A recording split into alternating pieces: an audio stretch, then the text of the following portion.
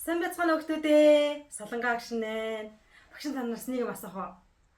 Танаа сургууль дээр танаа ингэж ангийн дарга сонгох үйл явц болж исэн үү? Та нар ангийнхаа даргыг сонгохдоо яадаг вүлээ? Хүүхэд болгоно нэг хүүхдэд нэг санал өгдөг шүү дээ. Тэгээд ангийн даргад хэнийг сонгох вэ гэж бодож байгаад хамгийн олон санал авсан хүүхдүүдээ ангийн даргад нэр дэвшүүлдэг шүү дээ, тийм ээ. За тэгээд дараа нь тэр нэр дэвшсэн хүүхдүүдтэй хүүхэд болгон нэг хүүхдэд нэг санал өгдөг, тийм ээ. За тэгээд хамгийн олон санал авсан хүүхэд маань ангийн дарга болдог шүү дээ, тийм ээ. Тэгвэл та нар ангийн дарга болж үзчихсэн үү? За зарим нь болж үзчихсэн баг, тийм ээ. Харин зарим нь ангийн дарга болж үзээгүй ч хүүхдүүд байгаа. Зарим нь ангийн даргад нэр дэвшсэнгүү те нэр нь дэвшээгүй хусагдсан ч хүүхдүүд байгаа, тийм ээ. За тэгвэл өнөөдөр Жүүни ч гэсэн ангийн даргад өрсөлдсөн байна. Жүүнитэй хамт хэний нэр дэвшсэн бэ гэхээр өөхөө багш маань нэрээ дэвшүүлсэн байна. Тэгээд Жүүни дотроо бодсон. За би өөхөө багшийг одоо илүү ухаантай, би илүү онц сурдаг, би илүү хүч чадалтай, би илүү бие тамиртай сайн, би хамгийн хурдан гүйдэг, би хамгийн сайн ярьдаг юм чинь манай ангийн хүүхдүүд намайг сонгоно гэж дотроо маш ихтэй байжсэн байна. За тэгээд яг ангийн даргын сонгуул болсон чинь яасан бэ? Дүн нь гарсан байна. Өөхөө багш 10 хүүхдийн санал авсан байгаа. Харин Жүүни маань 3 хүүхдийн санал авсан байгаа. Тэгвэл найзуудаа хэн нь ангийн дарга болсон бэ? Яг зөв. Өөхөө багш маань ангийн дарга болсон байх шүү дээ, тийм ээ.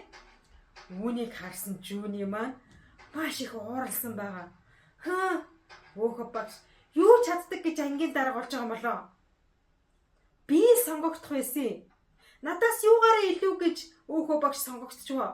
Би уг нь ангитай хамгийн онц сурдаг нь штэ. Би бие тамиртай хамгийн хурдан гүйдэг нь штэ. Би ангийнхаа найзуудтай хамгийн нэр хүндтэй штэ. Яагаад би сонгогдсонгүй вэ? Гэл Жүүни маань маш их уурлаад өөхөө багшид маш их атаархсан байна.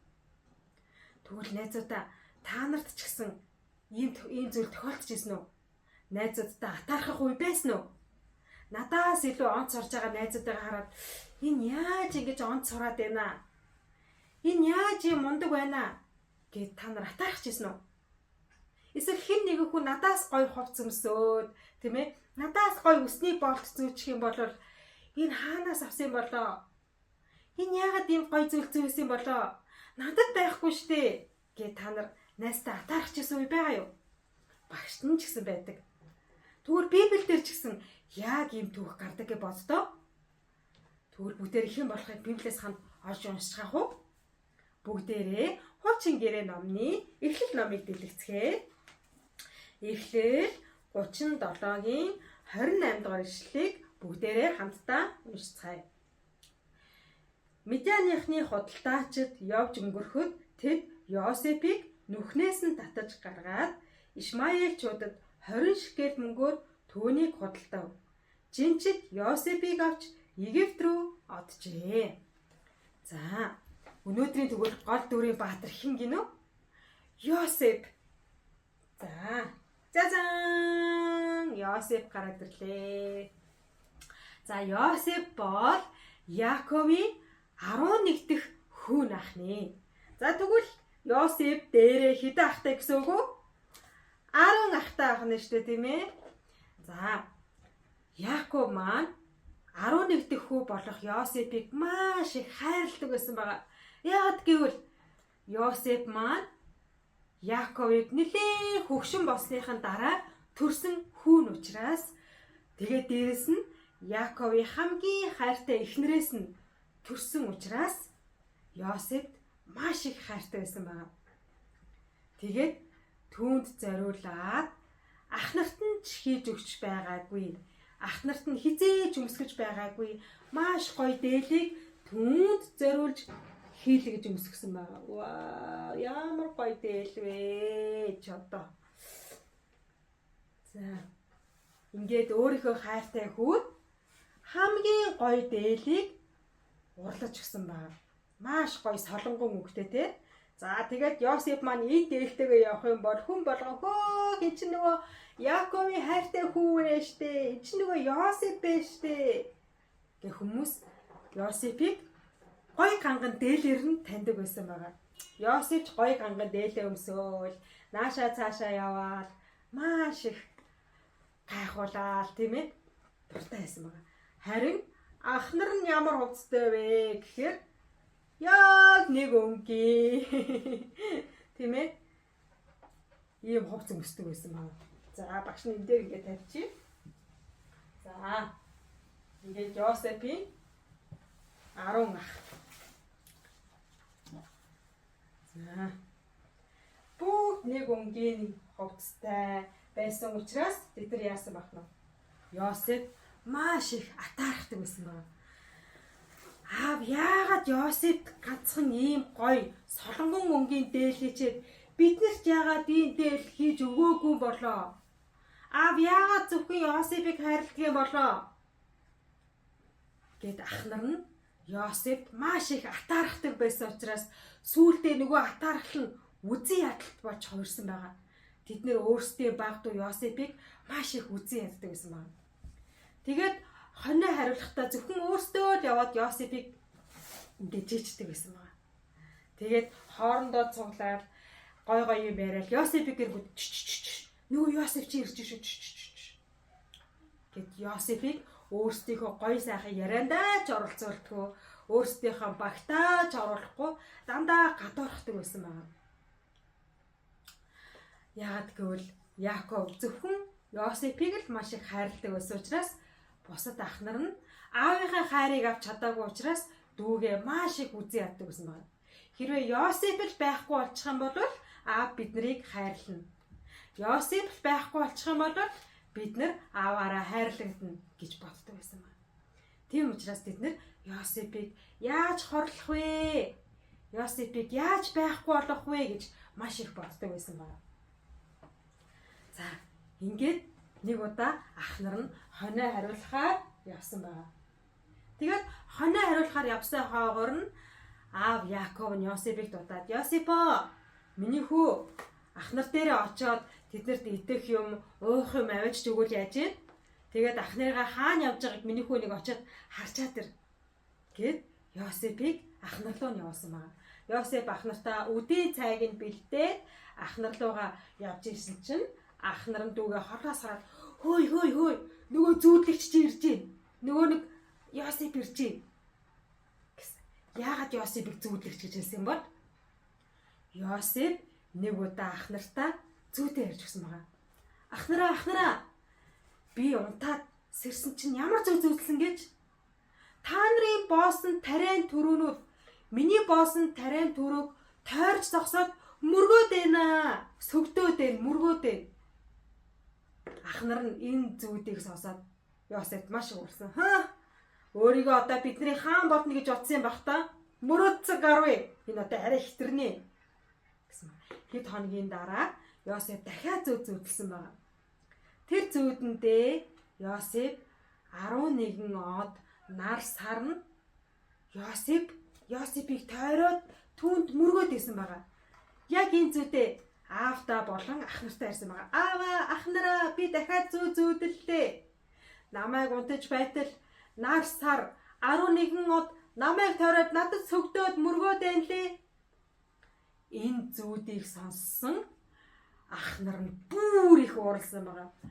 Энэ яг солиорчиж, энэ яг бидрийг өөрийгөө хаан болно гэж бодчихж аавынхаа хайрыг тэгтлэн их авчаад ганцаараа гой ганган хувц өмсчгөөд бидний захирагч болно гэж өөрийгөө бодсон юм бах та.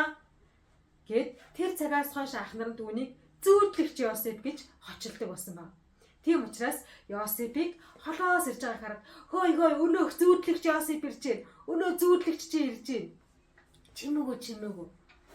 Бүгдээр Йосефийг ирэхээр харин яаж үгүй хийх үү гэж бүгдээр бодсон байна. За, юу яа? Бүгдээр Йосефийг алчи. Йосеф байхгүй болчих юм бол бид нарыг хайрлаа шүү дээ. Гэтгсэн чи түүний хамгийн том хүн. За яах юм бэ? Дүүгээ алаад яах юм? Бүгдээрээ тэрнийг харин харахгүй нүхэнд хайчээ. Хоосон байгаа худаг руу түүнийг шидээд хайчаа. Хүн алж ирснаас л дээр штэ. Тэгээд аавдаа очоод түүнийг чон барьчлаа гэд хилчихэд болно шүү дээ. Гэт ах нар нь хоорондоо хуйлцсан байна. За тэгээд Йосефийг ирэнгүүт ах нар нь түүний хоёр талд нь гарч агаад Йосефийг баривчилж авч агаад яасан гэж түүний нөгөө нэг гой үнтэй дээлийг хуу татаж аваад тэгээд ураад тастаад хайсан ба Йосеф ах нараа та нар чи яаж байгаа бэ? Ах нараа юу болоод байна? Тэнгүүд ах нар нь яасан бэ? Дүүгээ хоёр талаас нь өргөж аваад өө гэд хотгийн нөхрөө хайчихсан байна. За тэгэнгүүтээ нөгөө нэг хувцсыг нуурч тастаад Йосефийг үгсэн гэж харуулахын тулд нэг ямаа алаад Йосефийн хувцсыг ямааныхаа цосонд нь дүрээд тэгээд аавдаа авч зөхөөрүүлсэн байна. Тэгээ аавдаа очиж юу гэж хэлэх гэхээр аава Йосеф хээр талд чонод бариулчиж энэ Йосефийн хувцс мөн үү та шалгадаа гэж хэлэхээр хуйлтцаасан байна. За яг ингэ байжсэн чинь тэр холоос жинчид ирж исэн байна. Маш олон тэмээтэй, маш олон ачаатай худалдаачиж явж исэн байна. Тэгээд ямар санаад ирсэн бэхээр хүү яхаа юу яачи. Йосефийг зарчээ. Нүхэнд дэмээ хайж хахаар зарчхан бол хэдэн төгөргөн ч гэсэн хайрын бүгдээрээ баяж штэ. Тэгээд нөгөө ярьснараа Йосефийг чонод идүүлсэн гэдээ аавдаа хэлчихээ. Гэт ах нар нь хуйлдаад Йосефийг тэр холоос ирж байгаа жинчтэд зарсан байгаа. Дүүгээ хүнд зарсан байх юм шүү дээ, тийм ээ. Ингээд Йосеф зарагдаад нөгөө жинчтийг дагаад хааш явсан бол Египт рүү явсан байгаа. Ингээд Йосеф маань энэ цагаас хойш Египтэд зарц боол хийсэн байгаа. Харин ах нар нь Яаков дээр очиод Йосефийг юу гэж хэлсэн бэлээ? Чонод бариулцсан, хүүчин байхгүй өгчихсэн гэж хэлсэн байна. Тэгээд энэ түүх үргэлжлэх болно. Тэгвэл найзуудаа Бурханд итгэдэг хүүхдүүд бид нар бусдад атаархаж болох уу? Арон ах нь Йосефт дэндүү их атаархсан учраас атаархал нь сүүлдээ үзэн ядалт болсон. Уур хилэн болсон. Сүүлдээ хүний амьд хүртэл хүрэх хэмжээний дүүрэн болсон байх нь шүү, тийм ээ. Тэгвэл Есүст итгэдэг хүүхдүүд бид нар бусад найз нартаа атаархаж болохгүй байх нь. Бурхан энэ зүйлд маш дургүй байх нь. Тэгвэл бүгдээрээ бодъё л тоо. Би бусдад атаархаж исэн үе байгаа юу? Надаас илүү мундаг явж байгаа, надаас илүү сайхан амьдарч байгаа, надаас илүү хүчтэй байгаа, надаас илүү эрүүл сарвал байгаа хүмүүсийг хараад бид нэр атаархдаг билүү? Атаархдаг шүү дээ. Тэгвэл энэ атаархал гэдэг зан чанарт Бурхан үнэн олоосоо дургүй байх юм. Тэгвэл бүгдээ хамтдаа залбирцгаах уу? Бурхан минь ээ. Бид нар Есүс танд итгэдэг гэчихэд, бид нар Бурхан эзнийгээ хайрладаг гэчихэд, бид нар хажууд байгаа найздаа атаархдаг, үзэн яддаг, тэр найзыгаа доромжилдог бол Бурхан минь яг одоо миний энэ гим нүглийг уучлж өгөөч ээ. Гэ бүгдээ хамтдаа залбирцгаая. Хүүхэд бидэнд хайртай Бурхан минь танд баярлалаа. Өнөөдөр Йосефийн түүхээр дамжуулаад атаархал гэдэг зүйл гим нүгэлд хүргэдэг гэдгийг зааж өгсөнд баярлалаа. Атаархал нь томорсоор уур хилэн болж, уур хилэн нь томорсоор үзэн ядалт болж, үзэн ядалт нь бүр томорсоор хүний амьд хүргэдэг гэдгийг бидэнд зааж өгсөнд баярлалаа. Бурхан минь ээ, бид нэр хажууд байгаа найзыгаа хайрладаг байхад та туслаач. Бусдад атаархдаггүй байлгаж өгөөч. Бусад хүмүүс надаас илүү сайн сайхан явж байвал бид нэр илүү их баяр хүргэдэг, амжилт хүсдэг тийм хүүхдүүд байлгаж өгөөч ээ. Есүсийн нэрээр залбирлаа. Амен. Найзуудаа, тэгвэл бүгдээрээ эх 7 хоногийн турш хэн нэгэн найзтай атаархаж, үзэн ядаж, тэр найзыгаа гомдоосон бол тэр найз дээрээ явж очиод уучлал гуйгаад тэгээд эвлэрдэг сайн найзууд болцгоо. Бүгдээрээ эх 7 хоногийн турш баяр хөөртэйгээр 7 хоногийг өнгөрөөгөөд эх 7 хоногт уулзцгаая. Түр баяртай.